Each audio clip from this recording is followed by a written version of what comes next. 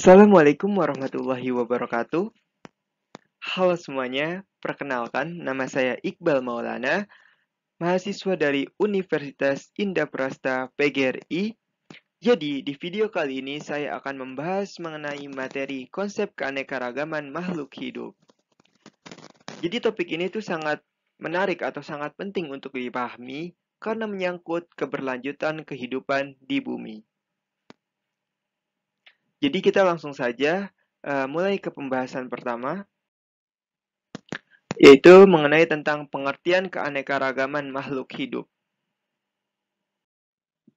Ya, dalam suatu pengertian keanekaragaman makhluk hidup, jadi kita perlu tahu dulu nih, keanekaragaman makhluk hidup ini atau biasa juga disebut dengan keanekaragaman hayati adalah semua bentuk variasi kehidupan yang ada di bumi. Nah, untuk versi lebih lengkapnya lagi, keanekaragaman makhluk hidup meliputi seperti perbedaan bentuk, ukuran, warna, dan sifat antar spesies, populasi, dan juga ekosistem. Nah, ini mencakup variasi genetik dalam satu spesies, perbedaan antar spesies, serta variasi ekosistem. Jadi, keanekaragaman ini tuh penting karena menjaga keseimbangan alam, menjadi sumber pangan, obat, dan bahan industri, serta memberikan jasa lingkungan seperti kayak penyebab karbon dan daur ulang nutrisi. Nah, inilah yang menjadi suatu hal penting karena keanekaragaman ini juga menjaga keseimbangan dan memberikan suatu manfaat nih bagi kehidupan manusia serta makhluk hidup lainnya. Oke. Ya, jadi materi selanjutnya yang akan kita bahas adalah tingkat keanekaragaman makhluk hidup. Ya, tingkat keanekaragaman makhluk hidup. Ya, yang pertama kita tahu bahwa ada keanekaragaman gen. Jadi keanekaragaman tingkat ini itu disebabkan variasi gen atau struktur gen dalam suatu spesies makhluk hidup. Jadi ini terjadi karena adanya suatu perbedaan susunan gen pada makhluk hidup yang sama spesiesnya. Itu adalah salah satu pengertian mungkin lebih singkatnya. Jadi apa sih itu gen sendiri? Jadi gen sendiri ini merupakan salah satu faktor pembawa sifat keturunan yang dapat dijumpai di dalam kromosom. Nah, setiap susunan gen itu akan memberikan penampakan, baik itu anatomi atau fisiologi pada setiap organisme. Nah, contohnya itu ada pada tanaman padi. Misalkan kita bisa melihat berbagai jenis tanaman padi ini seperti kayak ada yang tahan hama, terus ada yang cocok di lahan kering, dan juga ada yang lebih cepat panen. Nah, begitupun juga pada manusia gitu. Kita semua kan kayak Homo sapien, tapi tiap-tiap orang itu mempunyai suatu DNA dan juga sifat yang berbeda. Ya. Jadi di slide kali ini, kita akan membahas apa yang menyebabkan terjadinya keanekaragaman gen. Nah, perkawinan antara dua individu makhluk sejenis yang merupakan salah satu penyebabnya. Nah, keturunan dari hasil perkawinan memiliki susunan perangkat gen yang berasal dari kedua induk atau orang tuanya. Nah, dalam suatu penjelasan sederhananya, keanekaragaman gen atau perbedaan sifat di antara makhluk hidup sejenis itu tuh bisa terjadi karena adanya suatu perkawinan antara dua individu sejenis. Nah, kita bisa lihat di mana contoh dalam slide tersebut. Kalau kedua ayam dengan bentuk dan warna berbeda kawin, maka anaknya itu bisa mewarisi campuran dari sifat induk jantan dan induk betinanya. Nah, begitupun dengan gambar bunga mawar yang ada di samping gambar ayam tersebut, di mana warnanya itu bisa berbeda-beda karena hasil dari kombinasi gen dan dari induknya sendiri. Lantas mengapa hal tersebut ini tuh bisa terjadi gitu? Karena setiap individu itu mempunyai suatu susunan gen atau yang biasa disebut dengan DNA yang unik. Nah, yang kedua itu ada saat dua individu ini menikah atau kawin, gen tersebut kan akan tercampur dan menghasilkan suatu kombinasi yang baru pada keturunannya. Nah, itulah yang membuat makhluk hidup sejenis ini bisa mempunyai suatu variasi berbagai bentuk, seperti warna, sifat, yang gimana sebelumnya sudah dijelaskan dalam suatu pengertian keanekaragaman. Ya, baik yang kedua ini ada keanekaragaman jenis atau spesies.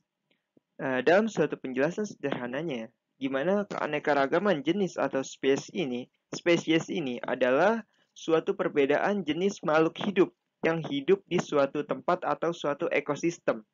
Nah, contohnya itu, seperti misalkan di hutan tropis bisa ada harimau, terus burung, cendrawasih, kera, pohon jati, dan juga anggrek.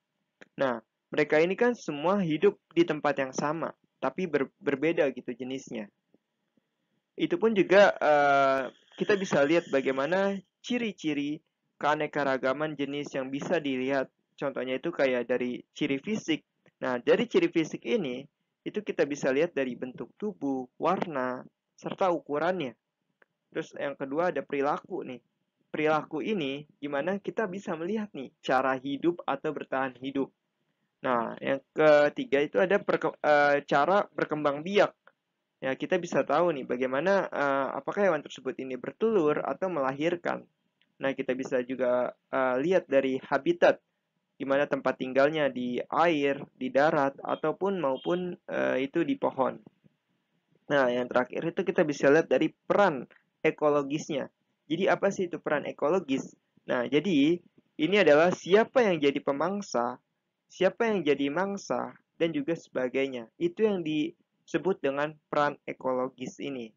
Nah, di samping suatu penjelasan ini ada contoh gambar, gimana yaitu ada gambar kacang-kacangan. Jadi kacang seperti gambar tersebut kayak petai Cina, terus kacang panjang, kacang tanah, dan juga sebagainya, itu merupakan salah satu termasuk keluarga kacang, tetapi memiliki suatu berbagai jenis yang berbeda. Adapun yang kedua yaitu harimau, hewan, yang gimana ada gambar hewan dan singa dan juga sama-sama kucing besar, tetapi berasal dari spesies yang berbeda. Begitupun yang bawahnya yaitu ada kucing hutan dan musang, yang gimana juga merupakan salah satu contoh keanekaragaman jenis di suatu habitat. Baik, yang ketiga ini ada keanekaragaman ekosistem. Jadi, keanekaragaman ekosistem ini itu adalah perbedaan jenis lingkungan hidup atau tempat tinggal makhluk hidup di berbagai wilayah di bumi. Lantas kenapa sih tempat tinggal makhluk itu hidup itu tuh bisa berbeda-beda? Nah, karena setiap daerah itu punya suatu kondisi alam yang berbeda, seperti kayak suhu, dingin atau panasnya, terus kelembaban, lembab atau keringnya, terus mungkin dari airnya berapa pH-nya, terus kandungan garam seperti kayak kita bisa lihat kecepatan angin dan bentuk permukaan buminya. Nah, ini di bawah ada berbagai jenis letak. Bagaimana letak-letak? Yang gimana? Yang pertama itu hutan hujan Amazon. Ya gimana dalam hujan Amazon itu banyak tumbuhan tinggi dan hewan kayak seperti monyet, burung dan juga ekosistem lainnya. Nah, yang kedua itu ada padang rumput. Ya kita tahu bahwa padang rumput ini kan tanaman yang banyak rumputnya dan juga luas gitu. Nah, hewan itu tuh bisa ditinggali seperti kayak zebra dan juga singa yang bisa hidup karena lahannya itu luas dan juga terbuka. Nah, yang ketiga ini ada gambar terumbu karang, di mana itu ada banyak jenis ikan dan juga kerang yang tinggal di situ karena air lautnya hangat dan juga sangat jernih. Nah, yang terakhir yaitu adalah daerah beriklim dingin, seperti kayak kutub atau padang tundra. Nah, hanya jenis-jenis tumbuhan dan hewan tertentu yang bisa hidup di tempat seperti itu. Baik, ya, materi selanjutnya yaitu ada faktor penyebab keanekaragaman. Jadi dalam suatu faktor penyebab keanekaragaman itu, yang pertama itu ada faktor genetik. Dalam suatu penjelasan sederhananya, jadi setiap makhluk hidup itu punya gen yang berbeda-beda dan juga unik gitu. Nah, perbedaan dalam gen inilah yang menyebabkan setiap individunya dalam satu spesies ini bisa berbeda bentuk, sifat, dan juga dalam kemampuannya. Nah, kenapa hal-hal ini tuh bisa terjadi? Nah, ini ada 3 proses utama yang gimana mempengaruhi suatu gen. Yang pertama itu ada mutasi genetik, yaitu perubahan dalam suatu DNA-nya. Nah, contohnya itu kayak warna mata berbeda karena adanya mutasi kecil.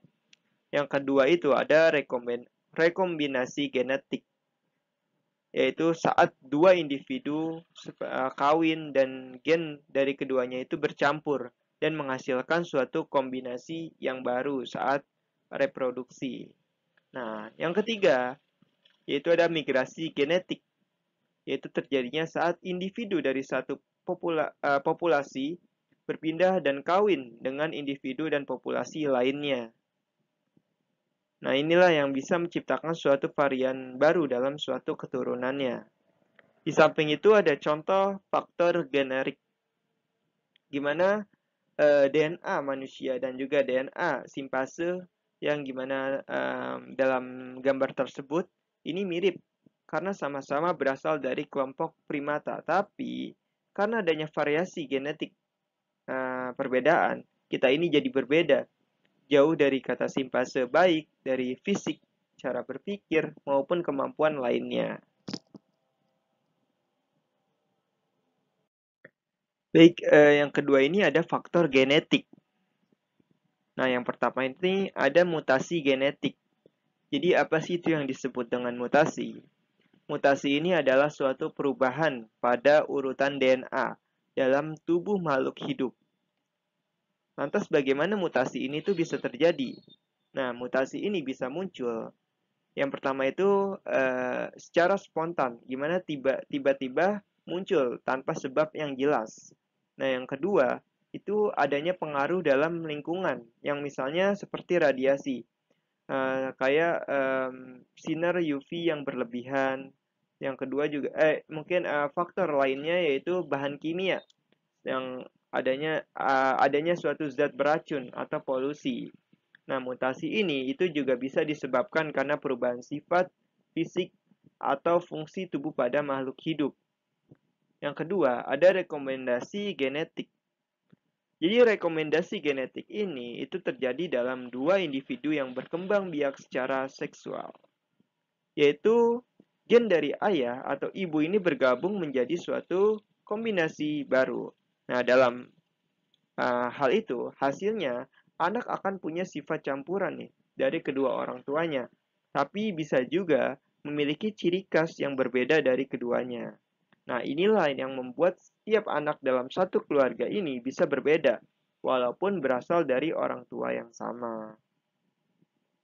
Ya, selanjutnya ini ada faktor lingkungan. Gimana? Lingkungan yang tempat tinggal makhluk hidup itu kan sangat beragam. Nah, perbedaan kondisi lingkungan inilah yang menyebabkan makhluk hidup ini juga beragam dalam suatu jenisnya.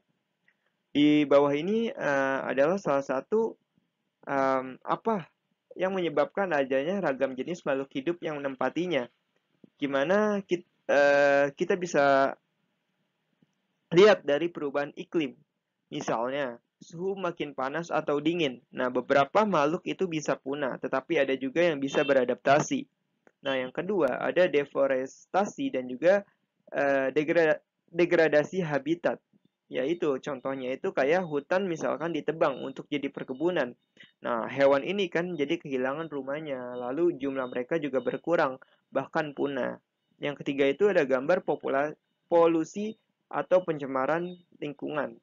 Udara, air, tanah yang tercemar bisa membuat tumbuhan dan hewan ini tidak bisa hidup dengan baik atau bahkan bisa mati. Nah, semua inilah yang membuat suatu keanekaragaman makhluk hidup itu pindah ke suatu tempat. Baik, materi selanjutnya yaitu adalah contoh keanekaragaman di Indonesia. Nah, ini adalah penjelasan mengenai tentang Indonesia sebagai negara megadiversitas. Nah, jadi Indonesia ini diakui dunia sebagai salah satu negara dengan keanekaragaman hayati terbesar di dunia. Atau istilah untuk negara seperti ini adalah negara megadiversitas. Jadi apa sih itu yang dinamakan dengan negara megadiversitas? Nah, negara megadiversitas ini adalah negara yang punya suatu kekayaan jenis makhluk hidup, seperti tumbuhan dan juga hewan. Yang gimana keduanya ini tuh memiliki yang penjelasan spesies yang sangat tinggi dan juga unik gitu, dan tidak dimiliki oleh negara lain. Nah, kenapa sih Indonesia ini masuk sebagai negara megadiversitas? Karena Indonesia itu mempunyai 17.000 pulau yang gimana lingkungan dan juga ekosistemnya sangat beragam. Serta Indonesia juga punya 2 dari 25 hotspot keanekaragaman hayati dunia. Yang gimana ini artinya ada wilayah yang sangat penting bagi keberlangsungan hidup banyak spesies. Dan Indonesia juga memiliki atau menjadi rumah bagi 10% spesies tumbuhan berbunga di dunia, 12% mamalia dunia, dan 17% burung dunia, dan berbagai macam spesies reptil dan juga ikan lainnya. Ya, jadi selanjutnya ini ada contoh flora dan juga fauna khas Indonesia. Apa sih itu flora? Flora itu artinya adalah tumbuhan, dan fauna itu adalah hewan. Jadi dalam slide ini tuh menunjukkan bagaimana contoh tumbuhan dan juga hewan khas Indonesia yang hanya ditemukan di daerah-daerah tertentu, di mana ini menjadi suatu ciri khas dari wilayah tersebut. Nah, itu ada contoh flora di Indonesia. Yang pertama itu ada sedap malam dari Jawa Timur, yang gimana memiliki ciri-ciri yaitu bunga yang harum dan sering digunakan dalam upacara adat atau keagamaan. Yang kedua, Rafflesia arnoldi yang berasal dari Bengkulu, di mana ini salah satu merupakan bunga terbesar di dunia. Yang juga ini unik karena tidak punya batang atau daun dan mengeluarkan bau busuk untuk menarik serangga. Nah, yang kedua ini ada contoh hewan atau fauna di Indonesia. Yang pertama itu ada komodo yang berasal dari Nusa Tenggara Timur. Gimana komodo ini adalah reptil terbesar di dunia yang hanya ditemukan di Indonesia, seperti di Pulau Komodo dan juga Rinca, dan termasuk salah satu hewan purba yang masih hidup sampai sekarang. Nah, yang kedua ini ada burung cendrawasih yang berasal dari Papua. Yang gimana burung ini sangat cantik dengan bulu warna-warni yang sering disebut dengan burung surga. Ciri khas Papua yang menjadikan simbol keindahan alam Indonesia Timur. Ya, baik. Nah, materi terakhir yang kita bahas adalah Undang-Undang Konservasi Sumber Daya Alam terbaru. Ya, gimana untuk menjaga suatu keanekaragaman hayati seperti tumbuhan, hewan, dan juga ekosistem lainnya. Pemerintah dan juga lembaga internasional itu membuat suatu yang namanya aturan hukum dan juga kebijakan. Jadi dari tujuan dibuatnya hal tersebut untuk melindungi alam agar tidak rusak dan mencegah punahnya suatu spesies. Nah, ini ada salah satu contoh yaitu dalam Undang-Undang Nomor 5 Tahun 1990 tentang konservasi sumber daya alam, hayati dan juga ekosistemnya di Indonesia. Nah, aturan ini jelas yaitu melindungi hewan atau tumbuhan langka dan habitatnya.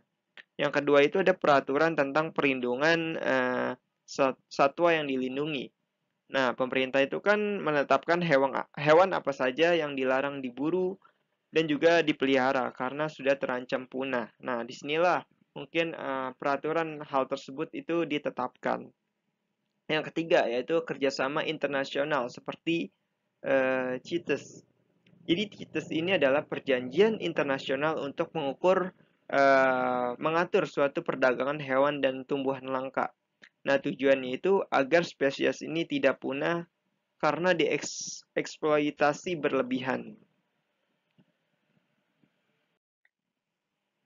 Baik, ini adalah slide terakhir yaitu tentang kesimpulan dari materi yang sudah tadi saya bahas, yaitu keanekaragaman makhluk hidup, yang gimana tadi merupakan salah satu kekayaan alam yang sangat berharga. Nah, kekayaan ini tuh juga meliputi suatu keanekaragaman kayak gen, jenis, dan juga ekosistem. Namun sayangnya banyak aktivitas manusia kayak perusakan hutan, populasi, dan perburuan liar yang mengancam keberadaan makhluk hidup tersebut. Nah, oleh karena itulah kita ini harus menjadi suatu tanggung jawab untuk menjaga dan melestarikan keanekaragaman hayati demi kehidupan yang lebih baik dan masa depan yang berkelanjutan. Oke? Baik, demikian presentasi yang dapat saya sampaikan. Semoga materi ini bisa menambah wawasan kita semua tentang pentingnya menjaga keanekaragaman makhluk hidup. Mari kita mulai dari hal kecil seperti menjaga lingkungan sekitar, tidak membuang sampah sembarangan, mencintai alam dengan tindakan yang nyata. Dan ya, terima kasih atas perhatian dan juga waktunya. Um, Wassalamualaikum warahmatullahi wabarakatuh.